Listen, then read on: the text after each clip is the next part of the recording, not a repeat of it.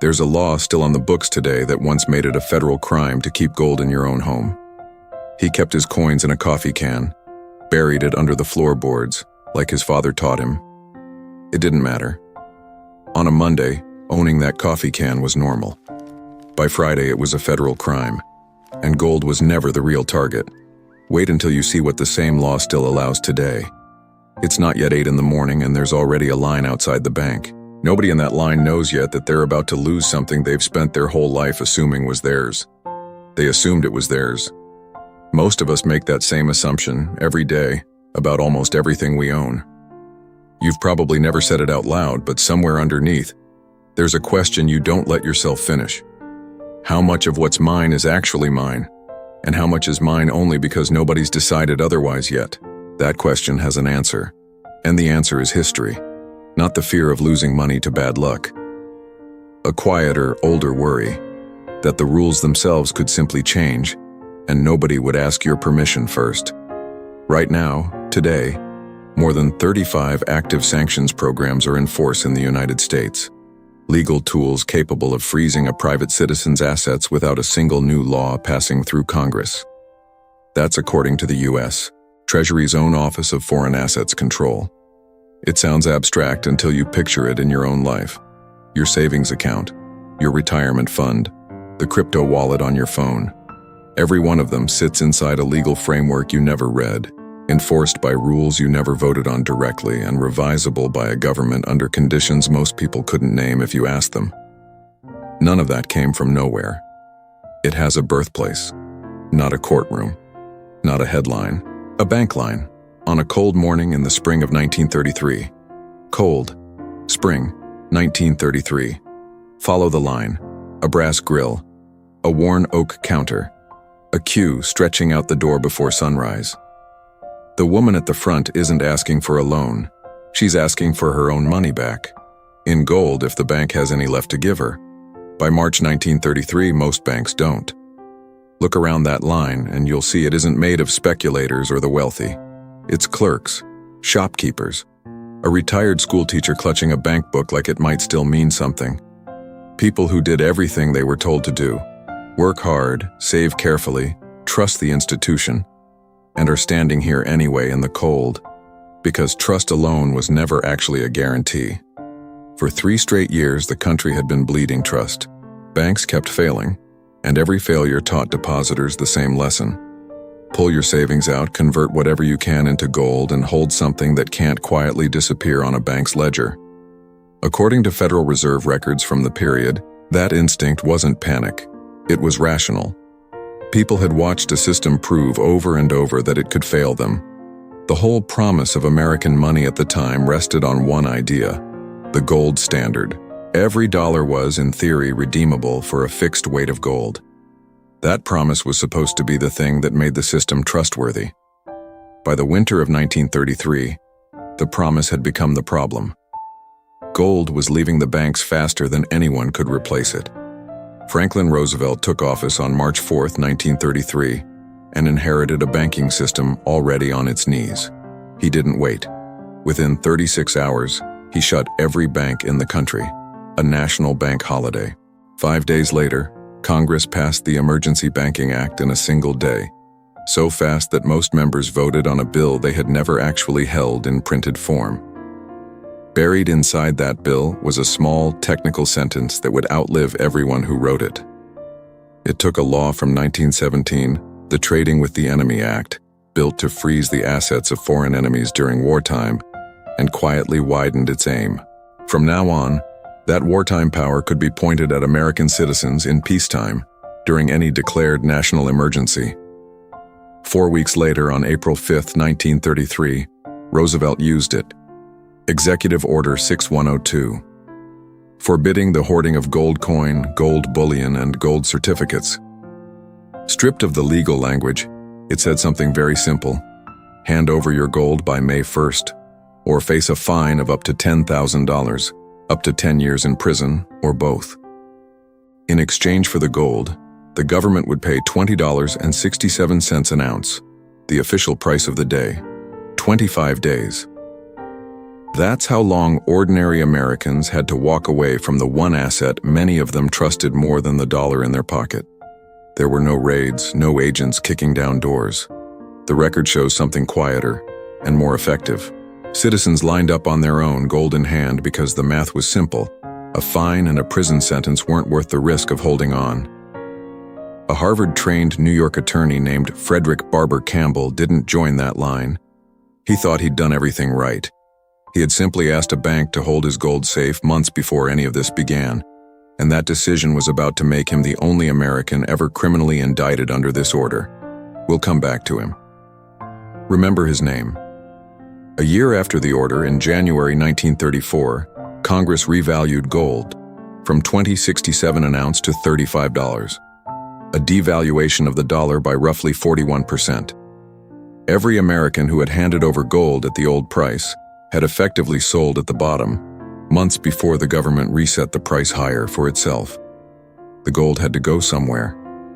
In 1935, the Treasury announced plans to build a fortress on an army base deep in the Kentucky countryside.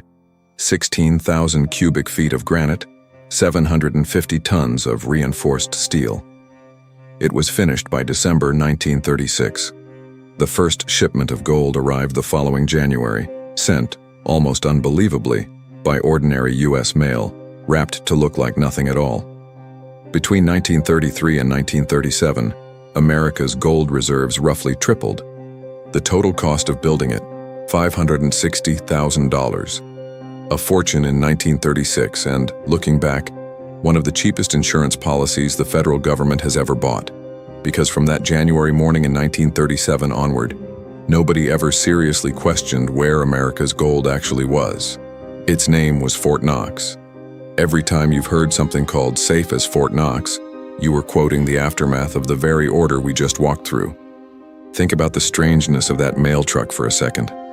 A postal worker somewhere in 1937 handled a package, signed for it, moved on to the next stop, carrying, without knowing it, more concentrated wealth than most small countries held in their entire treasuries.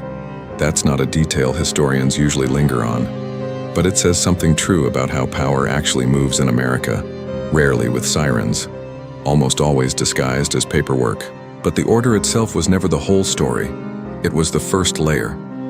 The tool Roosevelt reached for, a wartime statute, quietly repurposed for a peacetime crisis, didn't vanish when the gold went back into circulation decades later. It got rewritten instead, and it's still sitting in the federal code today, closer to your bank account than you'd think. Nobody handed the woman at that bank window a copy of the amended statute. Nobody explained the mechanism to her either. She just knew, the way people in a crisis always know, that the ground had shifted under something she'd been told was solid. A login screen, a blinking cursor. That's where this picks up. Picture something simpler first. Cash, kept in a shoebox under your bed. Now picture a letter arriving that says the shoebox isn't fully yours to control anymore. Not because you did anything wrong, because a rule changed somewhere far away that you never got to vote on. That's the everyday shape of what happened in 1933, and legally, it's still possible today. Here's what almost every retelling of 1933 gets wrong. The government didn't write a brand new law to make it happen. It reused an old one. That single amended sentence, the one buried inside the Emergency Banking Act, turned a wartime weapon aimed at foreign enemies into a domestic tool aimed at American citizens. That's the mechanism, in its purest form. A legal switch, built for one emergency, quietly rewired for another. It's worth sitting with how ordinary that sentence looked on the page.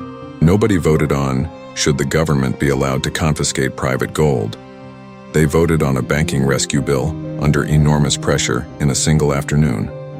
The gold order came 4 weeks later, from a switch that had already been quietly flipped and mostly forgotten.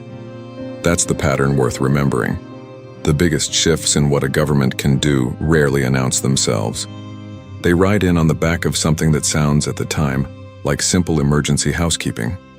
The scale of it is easy to lose in the story, so hold on to one number. Roughly $1.4 billion in gold was circulating privately in America on the eve of the order. most of it by the government's own account, sitting idle in vaults, safes, and coffee cans. By the time the deadline passed, hundreds of millions of dollars worth had moved out of private hands and into Federal Reserve vaults, at a price the government itself would raise less than a year later. Value that had already left people's hands before the price ever moved. Here's the part that changes everything about how you should read the rest of this story. The tool didn't retire when the gold order was lifted in 1974. It kept getting amended, narrowed, and reused for the next 90 years. In 1977, Congress tried to close the loophole for good. It passed the International Emergency Economic Powers Act, limiting a president's ability to use this kind of power to actual declared wars or formally announced national emergencies. That should have ended the story. It didn't. In the weeks after September 11, 2001, Congress passed the USA Patriot Act, and buried inside it was an amendment that reopened part of the very power the 1977 law had tried to shut. Under that amendment, a president can, under specific conditions, not just freeze assets connected to a declared emergency, but permanently take them. Almost nobody watching the news in the fall of 2001 was thinking about gold confiscation from 1933. They were thinking about towers and grief and security. That's usually how it works. The biggest expansions of emergency power arrive wrapped inside a crisis that has nothing to do with the original story, passed by people who are, understandably, thinking about something else entirely. So trace the chain. A tool built in 1917 for foreign wartime enemies, repurposed in 1933 for American citizens and their gold, restrained in 1977, partially reopened in 2001. That same legal ancestry is the foundation of the sanctions framework operating right now, in 2026. This was never really about gold. Gold was just whatever the mechanism happened to be pointed at that particular year. What changes from decade to decade isn't the tool. It's the target, not the tool. The target. Hold on to that, because somewhere in America, right now, the target is shifting again. Picture a different kind of line. No brass grill, no overcoat, no breath fogging in the cold air. Just a phone screen, a spinner that won't stop turning, and a message. This transaction requires additional review. No teller to argue with, no branch to walk into. Just a note from a compliance department, and a wait that can stretch from hours into weeks. That's the modern version of April 1933. Quieter, faster, and almost invisible, unless it happens to you.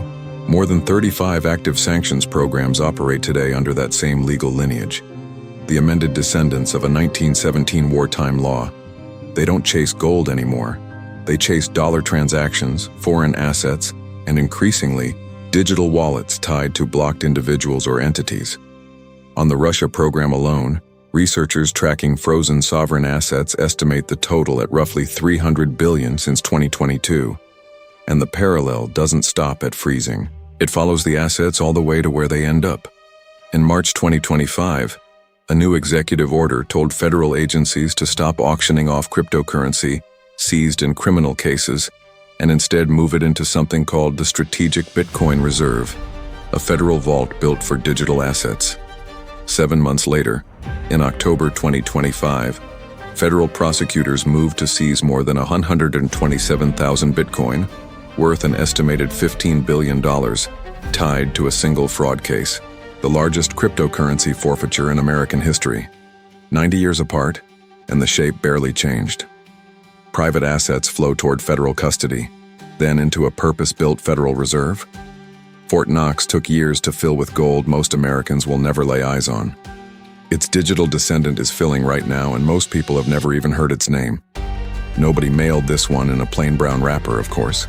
It moved the way everything moves now, as entries in a database, seized with a court order instead of a knock on the door. But strip away the technology, and the underlying transaction is the same one that played out at that bank window in 1933. An asset leaves private hands under legal authority and lands in a federal vault most people will never see inside. Here's the one place the story genuinely improves. Most of today's freezes, unlike the blanket order of 1933, are targeted, reviewable, and legally contestable. That difference exists for a specific historical reason, and it starts with a courtroom, not a coffee can. In 1935, gold owners didn't all comply quietly. Some fought back. In Norman versus Baltimore and Ohio Railroad Company, the Supreme Court weighed whether the government could void private contracts that promised payment in gold. The government won that case, but the ruling planted something that outlasted the verdict itself. The idea that emergency economic power is not unlimited, that it can, in principle, be challenged. That idea is the great-grandparent of the oversight built into today's system. When Congress passed the 1977 reform, it was, in a real sense, finishing an argument that a courtroom had started 42 years earlier. The tool that once meant a shoebox of gold coins now means a frozen line of code in a database. Same mechanism, different asset. Same 25-day feeling of this is happening whether you understand it or not. What's different, 90 years later, is that you have somewhere to appeal to. What hasn't changed at all is the moment before that. The moment when you first realized the rules were never as fixed as you assumed. There's still one question sitting unanswered. It has a name attached to it. We're about to meet him properly. Frederick Barber Campbell was 62 years old. On a September afternoon in 1933, he became the only American ever criminally indicted under Executive Order 6102. He hadn't hidden anything.